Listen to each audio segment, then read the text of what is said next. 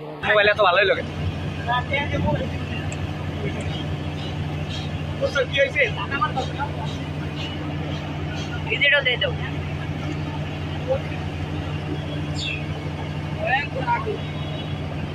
নিচের দিকে ধরো, নিচের দিকে ধরো আছে।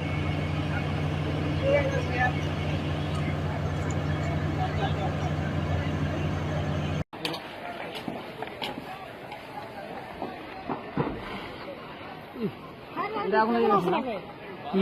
প্রথম ওটা লাগছিল, এখন এটাও লেগে গেছে। অবস্থা খারাপ। এটা লাগছিল, এখন এটা লাগছে।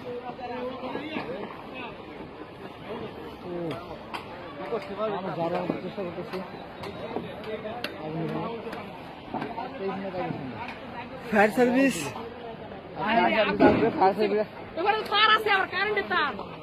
আগে হচ্ছে আগুন দেওয়ার পরে।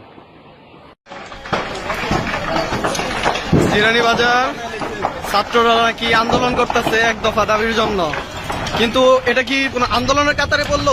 জনসাধারণের ক্ষতি করা, আগুন লাগাইয়া একটা গার্মেন্টসের পুরাটা কি অবস্থা করে ফেলছে আল্লাহ জানে কি হবে। রাস্তাঘাটে যে পরিমাণে ছাত্র দলের প্রবানরা আছে, তারা কিভাবে ফায়ার সার্ভিস আসতে দিবে বা ফায়ার সার্ভিস কিভাবে আসবে? পুরো রাস্তা তো ব্লক। এখন জনসাধারণের ক্ষতির দায়িত্ব কে নিবে?